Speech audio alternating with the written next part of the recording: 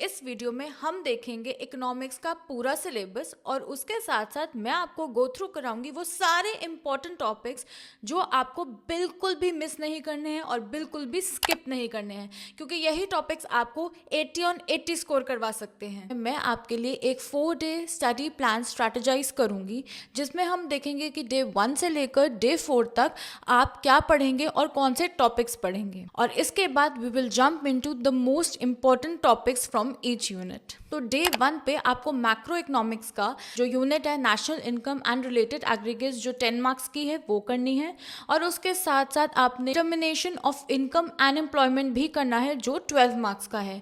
तो जब आप ये दोनों चीजें कर लोगे तो आपके 22 मार्क्स जो है वो पक्के हो जाएंगे। डे 2, तो डे 2 पे आप इंडियन इकोनॉमिक डेवलपमेंट का जो यूनिट है current challenges facing in Indian economy जो 20 मार्क्स का है, आप पूरा डे इसी को डेडिकेट करोगे क्योंकि ये 20 मार्क्स की यूनिट है। 3 पे आप मैक्रो इकोनॉमिक्स की जो यूनिट है बैलेंस ऑफ पेमेंट जो 6 मार्क्स की है और मनी एंड बैंकिंग जो भी 6 मार्क्स की है, आप ये दोनों टॉपिक करोगे। और इसके साथ ही साथ जो हमारी दूसरी बुक है इंडियन इकोनॉमिक डेवलपमेंट, आप उसमें से development reforms and economic reforms since 1991 वाला टॉपिक भी करोगे क्योंकि ये 12 मार्क्स का है।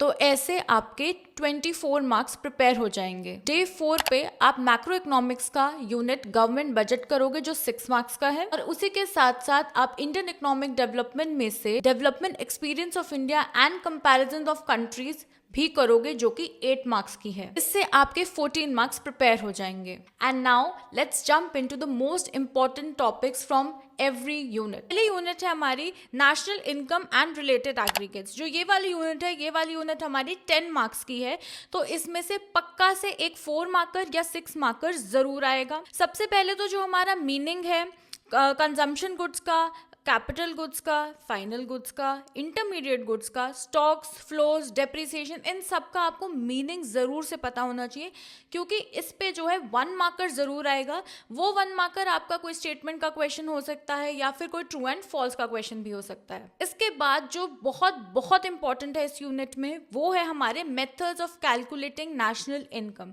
हमारे पास 4 मेथड्स हैं जो कि वैल्यू एडेड है, प्रोडक्ट मेथड है, एक्सपेंडिचर मेथड है, ठीक है, और हमारा इनकम मेथड है। तो इन सारे ही मेथड्स में आपको सबसे पहले तो एक न्यूमेरिकल के लिए रेडी होना है। एक फुल फ्लेज न्यूमेरिकल बिल्कुल आएगा जो कि 4 मार्कर का होगा या फिर 6 मार्क का होगा, ठीक है। और उसके साथ साथ जितने भी स्टेप्स इन्वॉल्व हैं इन मेथड्स में या फिर हमें कौन से प्रिकॉशंस लेने की ज़रूरत है वो भी बहुत इंपॉर्टेंट है, उस पर भी क्वेश्चन आ सकता है। और मैं यहाँ पर स्क्रीन पर एक फ़ोटो डाल दूंगी जिसमें उन्होंने एक डायग्राम के थ्रू एक क्वेश्चन पूछा था इसी से रिलेटेड। उसके बाद जो हमारा बहुत इंपॉर्टेंट टॉपिक है वो है NFIA, that is net factor income from abroad. तो ये वाला जो टॉपिक है इसमें सबसे ज्यादा इंपॉर्टेंट है आपके कंपोनेंट्स, और उससे भी ज्यादा इंपॉर्टेंट क्या है कि आपको पता होना चाहिए कि आप GDP-MP से NPFC कैसे जाओगे। ये सारे जितने भी हमारे कैलकुलेशंस होती हैं ये आपको बहुत अच्छे से आनी चाहिए, क्योंकि इसमें आपका 2 मार्कर क्वेश्चन आ सकता है। उसके बाद जो है टॉपिक हमारा GDP डिफ्लेटर है। इसमें क्या करना है, आपने इसका जो फॉर्मूला होता है वो अच्छे से आपको पता होना चाहिए और उसका मीनिंग कर लेना, इतना ही सफिशिएंट है। ये भी 1 मार्कर में ही आएगा। उसके बाद एक बहुत छोटा सा टॉपिक है बट इंपॉर्टेंट टॉपिक है एक्सटर्नैलिटीज का, वो भी जरूर से पढ़कर जाना। उसके बाद जो रियल एंड नॉमिनल GDP है उसके बारे में पढ़ लेना, उसका मीनिंग क्या है, के फॉर्मूलाज भी देख लेना। तो ये थे आपके यूनिट नंबर 1 जिसके हमने 10 मार्क्स पक्के कर लिए हैं। अब हम नेक्स्ट यूनिट पे आते हैं। तो हमारी नेक्स्ट यूनिट जो है वो है मनी एंड बैंकिंग, और मनी एंड बैंकिंग जो है वो एक हमारी 6 मार्क्स की यूनिट है। तो इसमें सबसे ज़्यादा इम्पॉर्टेंट क्या है कि देखो 6 मार्क की यूनिट है तो इसमें क्वेश्चन जो है वो 4 मार्कर या 2 मार्कर आएगा या फिर कोई भी एक 1 मार्कर आ सकता है। तो पहले तो हमारा मनी का मीनिंग, ठीक है, आपको पता होना चाहिए कि मनी का मीनिंग क्या है, उसके फीचर्स क्या है, उसके फंक्शंस क्या है मनी के, तो ये इंपॉर्टेंट। उसके बाद जो हमारा सप्लाई ऑफ मनी है वो तो बहुत ही इंपॉर्टेंट टॉपिक है। इसमें जैसे हमें सबको ही पता है कि इसमें M1, M2, M3, M4 होता है।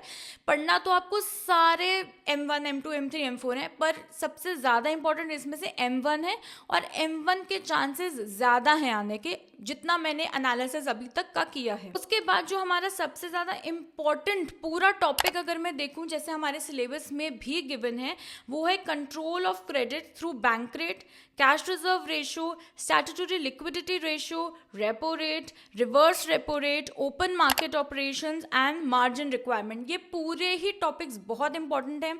इस पे 4 मार्कर्स बिल्कुल आ सकते हैं और इसमें आपको ध्यान देना है कि जो हमारा CRR है वो बहुत इंपॉर्टेंट है, SLR हमारा बहुत इंपॉर्टेंट है, रेपो रेट और रिवर्स रेपो रेट भी बहुत इंपॉर्टेंट है। 4 मार्कर्स आने के हाई चांसेस हैं। तो यहाँ पर हमने अपने 6 मार्क्स भी पक्के कर लिए हैं। तो अब हम नेक्स्ट यूनिट पे आते हैं जो है unit number 3, determination of income and employment. तो देखो इस यूनिट में आपको पता है कि एम्प्लॉयमेंट के टाइप्स तो आप सबने पढ़ ही लिए होंगे और वो उसमें इतना ज़्यादा कुछ है भी नहीं, बस एक बार उसको गो थ्रू कर लेना।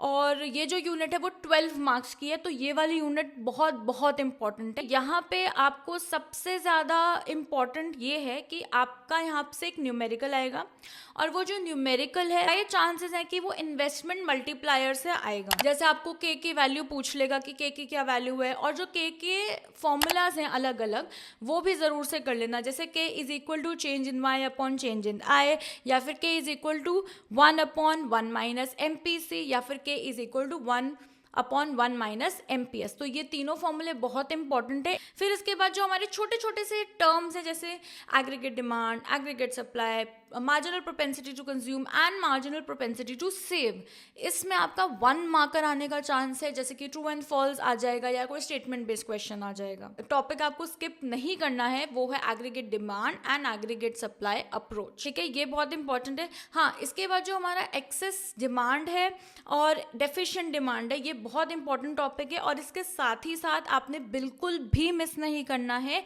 Inflationary and deflationary gap. ये जो टॉपिक है ये आपको एक्सेस एंड डेफिशिएंट डिमांड के अंदर ही मिलेगा, इसको बिल्कुल भी स्किप मत करना। 4 या 6 मार्कर आने के हाई चांसेस हैं। अब हमारी नेक्स्ट यूनिट है unit number 4 which is government budget and the economy, और ये यूनिट हमारी 6 मार्क्स की है। इस यूनिट में देखो 2 मार्कर, 1 मार्कर और 4 मार्कर यही आएगा, जिसमें से कि सबसे पहले आपको ये इंपॉर्टेंट है कि गवर्नमेंट बजट के ऑब्जेक्टिव्स क्या हैं, गवर्नमेंट बजट के कंपोनेंट्स क्या हैं। तो ये पहले 2 टॉपिक ये बहुत important. Revenue expenditure and capital expenditure का मीनिंग और डिफरेंस भी अच्छे से कर लेना। नेक्स्ट टॉपिक इंपॉर्टेंट है वो है revenue receipt and capital receipt. तो इनका क्या है, इनका कंपैरिजन, इनका डिफरेंस अच्छे से प्रिपेयर कर लेना। इसके साथ revenue expenditure and capital expenditure भी अच्छे से कवर कर लेना। एक बार क्या होता है, कुछ स्टेटमेंट दे दी जाती है कि ये मतलब कोई हमने एसेट खरीदा या हमने कुछ ऐसा किया या हमने कुछ पे करा, तो क्या वो रेवेन्यू रिसीट है या वो रेवेन्यू एक्सपेंडिचर है या वो क्या है। तो ऐसा क्वेश्चन आने के चांसेस हैं। उसके बाद जो नेक्स्ट टॉपिक है, छोटा सा टॉपिक है, डायरेक्ट एंड इनडायरेक्ट टैक्स देख लेना, मीनिंग देख लें। फिजिकल डेफिसिट जरूर पढ़ के जाना और उसके जो इम्प्लीकेशंस है वो भी जरूर करके जाना। नेक्स्ट यूनिट है हमारी यूनिट नंबर 5 जो कि है बैलेंस ऑफ पेमेंट। तो जो बैलेंस ऑफ पेमेंट की यूनिट है वो है हमारी अगेन 6 मार्क्स की, और यहाँ से भी वही 1, 2 या 4 मार्कर क्वेश्चन ही आएगा। तो BOP का मीनिंग कर लेना, BOP के जो कंपोनेंट्स होते हैं current account and capital account उसको अच्छे से देख लेना, कौन सी चीजें करंट अकाउंट में आती है, कौन सी चीजें कैपिटल अकाउंट में आती है, ये आपको पता होना चाहिए। क्योंकि हमारे प्रीवियस ईयर सैंपल पेपर में ये क्वेश्चन था कि उन्होंने पूरा BOP का अकाउंट बना के दिया हुआ था जिसमें करंट अकाउंट और कैपिटल अकाउंट था, और उसके नीचे ही उन्होंने बाइफिकेशन देके पूछा था कि कौन सा आइटम किस में आएगा। सरप्लस एंड डेफिसिट है वो अच्छे से करके जाना, जो सरप्लस एंड डेफिसिट की सिचुएशन होती है। उसके साथ साथ एक बहुत छोटा टॉपिक है accommodating items and autonomous items. ये वैसे तो सिलेबस में मेंशन नहीं है, बट ये मैंने देखा कि 2 से 3 सैंपल पेपर्स में ये पूछा गया है बाय CBSE, तो इसको जरूर से करके जाना। फिर उसके बाद हमारे जो कॉजेज हैं डिसइक्विलिब्रियम के हमारे बैलेंस ऑफ पेमेंट अकाउंट में, वो क्यों होते हैं, क्या कॉजेज है, वो भी अच्छे से करके जाना। It can come in your 4 marker. Exchange rate बहुत इंपॉर्टेंट है कि एक्सचेंज रेट हम कैसे डिटरमाइन करते हैं एक फ्री मार्केट में, वो बहुत इंपॉर्टेंट है।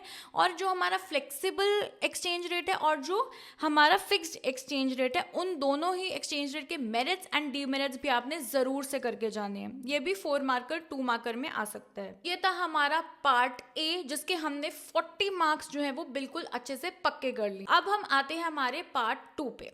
और पार्ट 2 है हमारा Indian economic development. I know ये थोड़ा सा बोरिंग है और इसमें थ्योरी ज़्यादा है, तो अगर आपको ऐसा लगे कि बहुत मोनोटोनस हो जाएगा आपके लिए, तो आप ये भी कर सकते हो कि आप पार्ट ए के साथ कुछ पार्ट बी जो है एक मिक्स बना के, और वैसे भी आप अपना शेड्यूल बना के पढ़ सकते हो। अब हम आते हैं इसकी यूनिट नंबर 6 पे। तो यूनिट नंबर 6 है हमारी development experience 1947 to 90 and economic reform since 1991। ये भी हमारी इंपॉर्टेंट हो जाती है यूनिट, क्योंकि ये आती है 12 मार्क्स की और इसमें से 6 मार्क का क्वेश्चन आ सकता है। सबसे पहले तो हमें 5 ईयर प्लान्स बहुत ज़रूरी अच्छे से पढ़ के रट के जाने हैं। You have to rote learn everything, mug up everything in this book, ठीक है। और उसके बाद हमें ये ज़रूर से करना है कि जो हमारे 4 गोल्स हैं प्लान के, जो कि हैं growth, equity, modernisation and self reliance, ये बहुत अच्छे से करके जाने हैं। ये 4 मार्क का क्वेश्चन आ सकता है। इसके बाद जो हमारा इसी यूनिट में आता है वो है एग्रीकल्चर टॉपिक। सो एग्रीकल्चर में आपने एग्रीकल्चर रिफॉर्म्स बहुत अच्छे से करके जाने हैं, आपने एग्रीकल्चर के फीचर्स बहुत अच्छे से करके जाने हैं। उसके बाद आपने जो हमारा ज़मींदारी सिस्टम है वो बहुत अच्छे से प्रिपेयर होना चाहिए। Commercialisation, demographic profiles during the British rule, मतलब कि हमारी लिटरेसी रेट क्या था उस टाइम पे, बर्थ रेट, डेथ रेट, ये सारे आपको अच्छी तरह से याद होने चाहिए। IPR 1956 again very very important. Foreign trade policy है, ये भी बहुत इंपॉर्टेंट है, ये 4 मार्कर में आ सकती है, इसको भी अच्छे से करके जाना। उसके बाद हमारा इसी में एक टॉपिक आ जाता है इनवर्ड लुकिंग ट्रेड स्ट्रैटेजी, जिसको हम इंपोर्ट सब्स्टिट्यूशन, जो हमारे इकोनॉमिक रिफॉर्म्स हुए थे since 1991, that is your RLPG policy, that is liberalisation, privatisation and globalisation, बहुत ही ज्यादा इंपॉर्टेंट है, इसको तो आपने करके ही जाना है। अब इसके अंदर जो हमारे रिफॉर्म्स हुए थे ना लिबरलाइजेशन में, वो तो आपने जरूर से करके जाने हैं, वो PYQs है और वो आता ही आता है। एक छोटा सा टॉपिक दिया हुआ है हमारे सिलेबस में जो कि है concept of demonetisation and GST। इस टॉपिक को आपने सिर्फ पढ़ के जाना है, आपने इसको स्किप नहीं करना है, but you have to read it thoroughly, ताकि अगर कोई क्वेश्चन आए तो आप उसका जवाब लिख पाओ। Now our next unit, unit number 7, current challenges facing Indian economy, which is of 20 marks. तो देखो इस यूनिट में मैं आपको बोलूंगी कि कुछ पिक्चर बेस्ड क्वेश्चंस आने के चांसेस है। मैंने जितना सैम्पल पेपर देखा और PYQ देखा, तो उसमें मैंने यही देखा कि ज़्यादातर जो पिक्चर बेस्ड क्वेश्चंस थे, या तो वो एम्प्लॉयमेंट से आ रहे हैं, रूरल डेवलपमेंट से आ रहे हैं, या फिर सस्टेनेबल डेवलपमेंट से आ रहे हैं। तो इन टॉपिक्स में आपको ज़्यादातर ध्यान रखना है कि आपको कोई पिक्चर बेस्ड, मतलब आपको कोई पिक्चर दे दी जाएगी and you have to interpret that picture, और वो क्वेश्चन में वैसे तो एक्सप्लेन्ड ही होता है कि वो आपसे क्या पूछ रहे हैं। पहला इसमें पार्ट है हमारा ह्यूमन कैपिटल फॉर्मेशन। तो ह्यूमन कैपिटल फॉर्मेशन का ऑब्वियसली आपको मीनिंग आना चाहिए, फिर क्या क्या सोर्सेज है ह्यूमन कैपिटल फॉर्मेशन के वो आपको पता होना चाहिए, फिर आपका जो ह्यूमन कैपिटल और ह्यूमन कैपिटल डेवलपमेंट, इसका जो डिफरेंस है वो बहुत अच्छे से पता होना चाहिए। जो हमने प्रॉब्लम फेस करी है ह्यूमन कैपिटल डेवलपमेंट में, और हमारी एजुकेशन के जो चैलेंजेस हमने फेस करे हैं, वो भी बहुत इंपॉर्टेंट है। अब इसका नेक्स्ट पार्ट जो आता है वो है रूरल डेवलपमेंट। सो जैसे कि मैंने कहा कि रूरल डेवलपमेंट में एक 2023 के सैम्पल पेपर में ही एक पिक्चर बेस्ड आया था।